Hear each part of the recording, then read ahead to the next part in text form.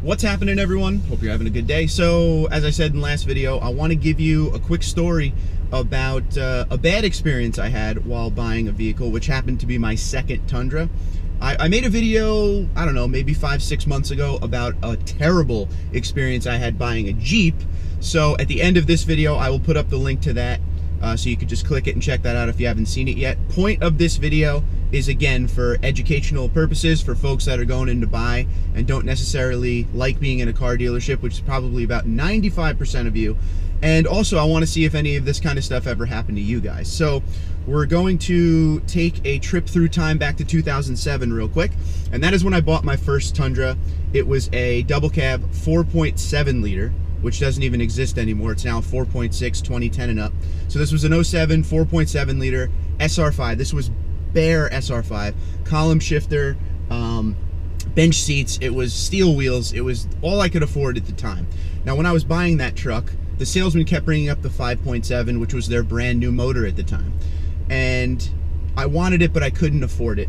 And I bought the truck or whatever, and I was driving it around until 2009. Now, late 08, the recession kicked into the US. Of course, we all know that by now. And a buddy of mine was telling me how these car dealers are doing all they can to sell anything because no one was buying cars at the time. So during this whole time, I really wanted a 5.7 TRD. I liked the double cab, but I really wanted the 5.7 TRD. I was starting to off-road a little bit, nothing crazy, but in my mind at the time, the TRD off-road package was a must-have. Now, mind you, I was very young. And, you know, I really wanted, even though I could have just put, you know, better wheels, tires, and suspension on that 4.7, I needed that 5.7. You know, I was just into that at the time. So anyway, I started to look around. I think it was about 1.5 years into the loan in the 4.7, and I figured I would just take a stab at it because there was all these dealers, like I said, with the recession that were just looking to sell anything at that point. So I put some feelers out. I sent some emails to some dealerships around me, and you know, some of them were like, nah, it's too soon for you.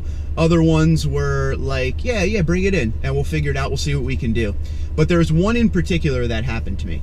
There was one where I got a phone call back from this dealership, and it was quite far away from me. I got a phone call back from a lady in the online department that said we could totally, because there was a certain payment I needed to make it work. Now, we've smartened up since then. Like I said, this is, by the way, this is early 09 at this point. February 09 this happened in.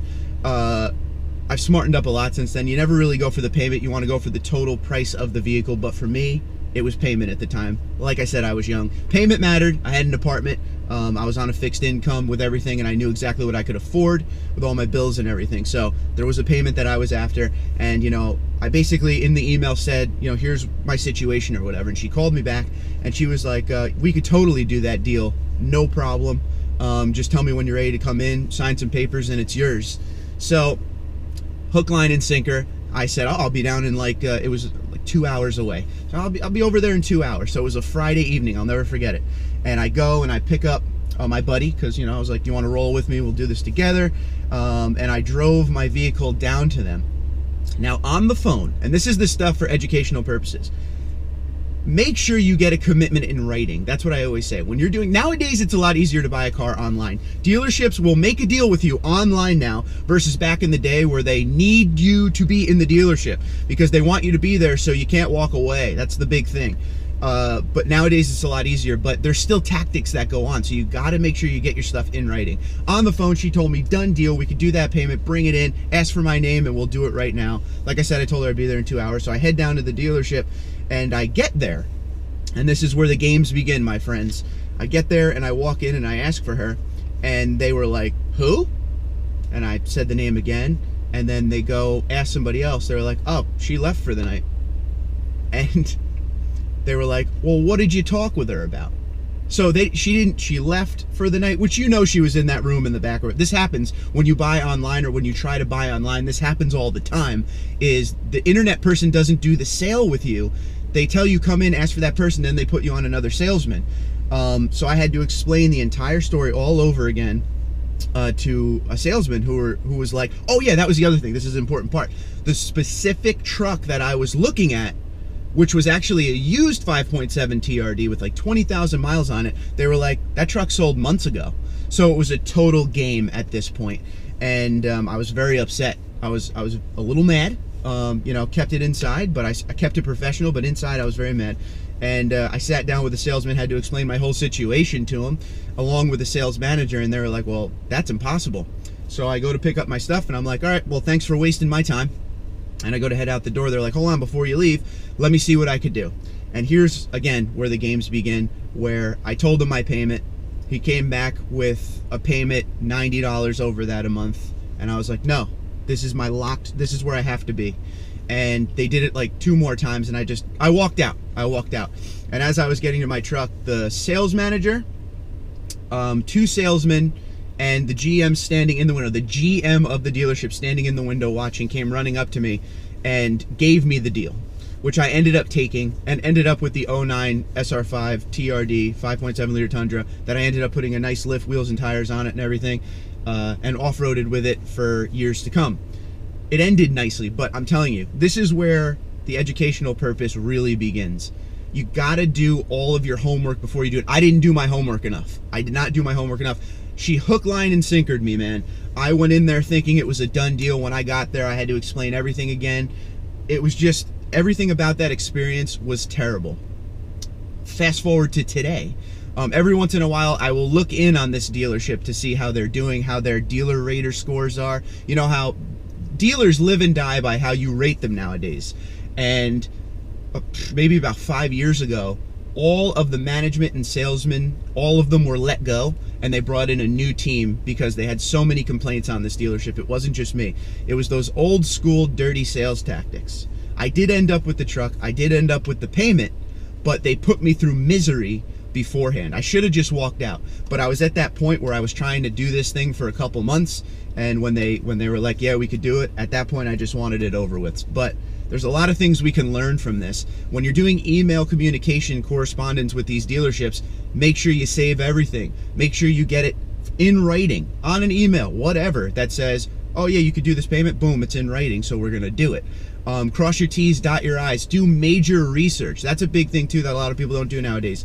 Do major research. I didn't do enough research. And don't be afraid to walk away. That's the thing.